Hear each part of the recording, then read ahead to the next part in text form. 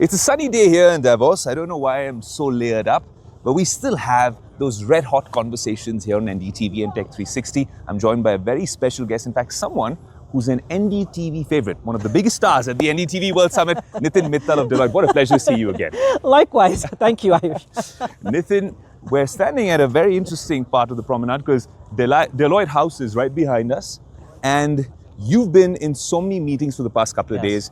But this Davos seems different, is what I'm gathering from all my guests. Yeah. It's the intersection of geopolitics and technology. Yeah. And of course, there's a Donald Trump effect that's been tossed into the mix. Does that change things this time around? Well, there is definitely a palpable difference. And you said it right.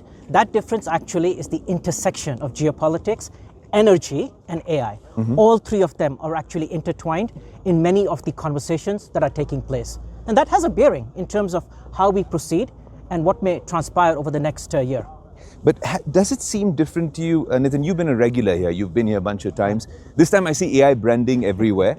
But I've been asking a lot of my guests if it's been like this over the past few years. And more important, has AI and tech really taken center stage? Because it seems like lip service for so long. Actually, even in big tech, it's been in experimentation phase for so long. Now I feel like deployment is being spoken about, trust, regulation, safety, ethics. These conversations are happening, or is it only about making money with AI? No, actually, there has been a marked difference. In the past few years, and particularly last year, there was a lot of talk around AI. There was a lot of conversation, and most of it was how do we get out of the experimentation, proof of concepts phase. This year, what is actually happening is how do we scale? How do we scale? How do we get to the R in ROI? How impact could be created? And along the way, how could it be done in a sovereign manner? Sovereignty has become a big part of the conversation because of the fact that we are now seeing the intersection of geopolitics, energy, and AI, like I mentioned. When we speak of sovereignty, it's kind of interesting. I was at the OpenAI event earlier speaking to their top honchos, and they're speaking of, in the world of AI, something called a capability overhang. The fact that you mentioned ROI, but the fact that AI systems are powerful already. Let's not talk about AGI, but in this current status quo, are we not leveraging them or harnessing them to their full potential? Maybe that's a conversation from the tech side, I feel, Nitin, that I'm hoping is happening in some of those big thinking rooms and decision rooms. Yeah. Well, the reality is this. The sophistication of what many of the tech companies talk of and the sophistication of the models far surpasses the ability of most businesses and enterprises to actually embed them in their workflows and make sure that their employee base is ready. Frankly, I kind of mentioned R from an ROI perspective, but the bigger R is reimagination. The promise and potential of what many of these sophisticated models can actually enable you to do can only be realized, and the performance can only be met if processes, workflows, business structures, and the way of how work is done in the first place is going to be totally reimagined. That is key. I was talking about a bunch of companies with AI branding. Right behind us, we see Agentic as well, the Davos Agentic Innovation Center. But even at Deloitte, we're right here at this magnificent venue. Yeah. I believe the past couple of days have had a bunch of AI-specific events, even in the Deloitte ecosystem. Yes, absolutely. And frankly, there are three things that came up. Okay. One, it's a point of inflection, and that inflection is moving from experimentation to scaling. Second is we actually have to reimagine. And that is kind of where the second I kind of becomes important in the case of imagination. Reimagining processes, workflows, tasks, work, and what the new forms of business structures are going to be.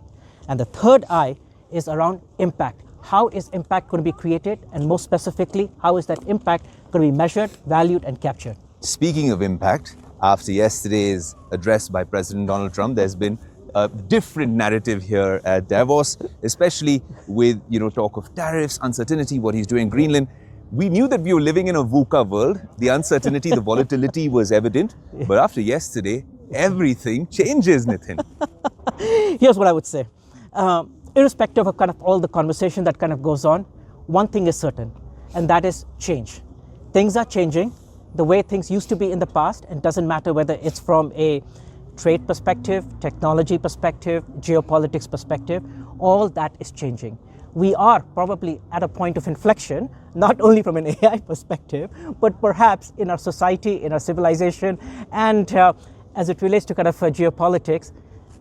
We will have to see kind of how things kind of play out, but what is key, it's changing, and we may be at the cusp or that point of inflection. There's a lot of participation from the Indian contingent this time around, be it from India Inc. or from state governments, and of course from the central government as well. There's an India House, an India Pavilion, so to speak, where we've been doing a bunch of things as well, from the Andhra Pradesh government, the Telangana government, and many more. How do you see it this time in terms of the India presence at Davos? Is it a lot more cogent, a lot more prominent? We know things are changing within India, but how is India being viewed at the World Economic Forum here in Davos? Well, I'll say this. From my vantage point, this is my third, frankly, presence at Davos, and the third time I've been here.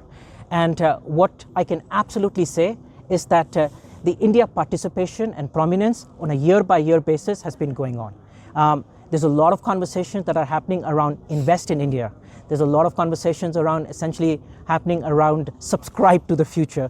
There's a lot of conversations that are actually happening around investments that are being made by the private sector and the various state governments, whether at the central level or the state level in India, and specifically around energy, AI data centers, and the implications of it to an economy that is perhaps the fastest growth rate of any economy in the world. We've spoken of geopolitics, technology, the economy, AI, of course, energy, Donald Trump. But the most important question here in Davos comes now, and I'm going to put you on the spot, Nitin.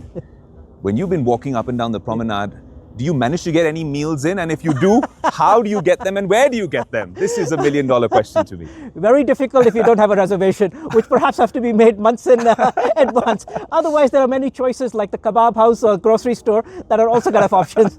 You see, that's the beauty of Davos, right? The world's most influential, the rich and powerful, world leaders, everyone's here. But for all of us, it's not that easy to get your favorite meal. That's where we end up as well. Maybe the next time we have this conversation, I know last time we were on stage walking. Today I'm making you walk on the promenade. Next time we'll have a sit down at the kebab house and have a longer chat. Thanks so much, Nitin Mittal, for joining us on NDTV.